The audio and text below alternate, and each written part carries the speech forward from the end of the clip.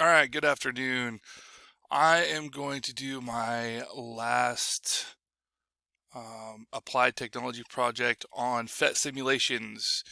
PhET simulations are a great tool, um, especially if you're online. At some point, they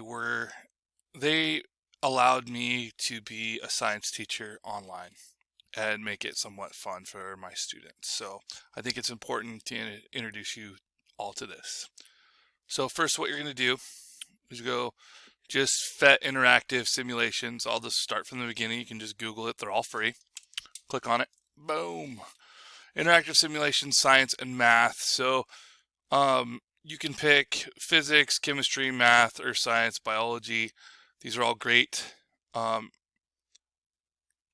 labs that you can do. I like physics, so I'm going to just go click on my physics one. I have a nice little worksheet already that I've done with my students before.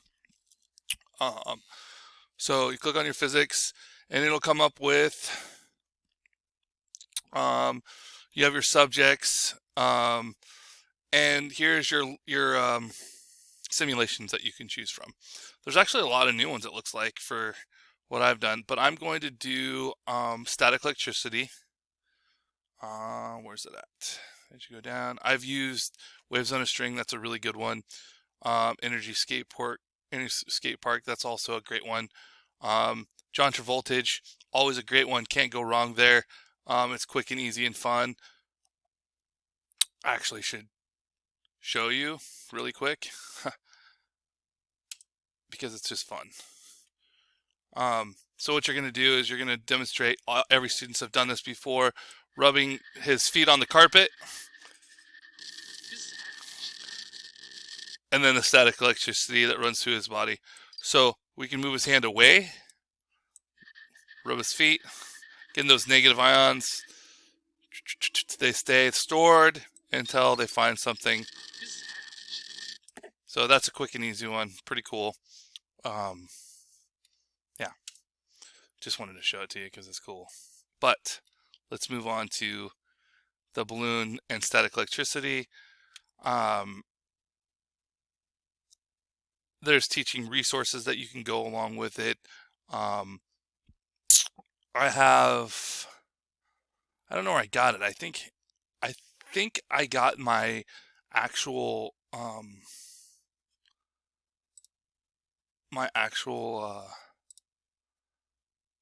worksheet through STEM Scopes. That was our curriculum that we were using at the time. But it is a PhET inter- worksheet, so I think you can find it directly on here. I don't know exactly how to find it, but I think if you dig around teaching resources, maybe um, you might have to sign up to get that. I don't know, through your school or whatever it is. But anyway, here's my simulation.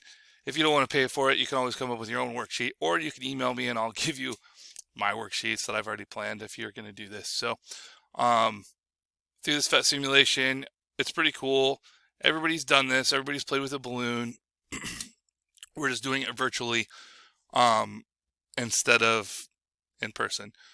If you have a balloon, you can do it. But like I said, this is kind of a virtual example.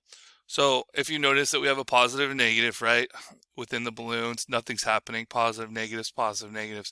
What what do we all do? We usually take the balloon, we rub it on our hair or our sweatshirt. So let's do that. Rub it all over, right? Put it back here, and it sticks to the wall. Boom. We've all done that, right? But then why? How does that do that? Um, we can reset balloon. Maybe we can do the wall. No, anything happen? Um, okay. Wait, where's my? There we go. So there's some directions. Select the yellow and green balloon. Oh, we go yellow and green. Um, so let's do that. Yellow and green. Okay. Um, pull the. Notice it's pushing.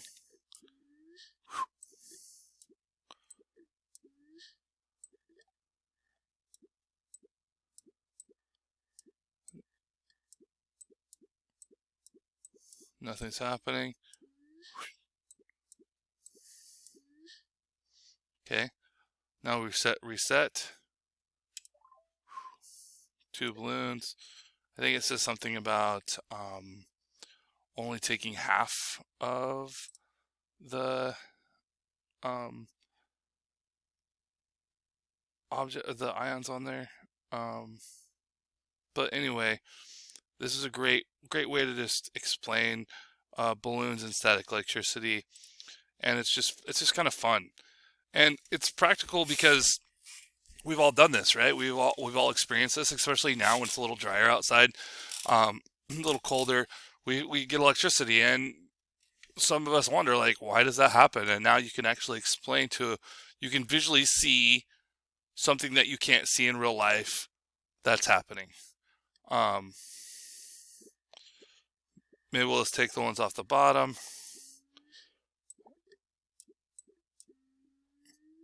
And we can remove the wall.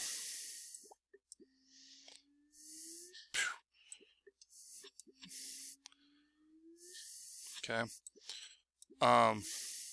Pretty darn interesting.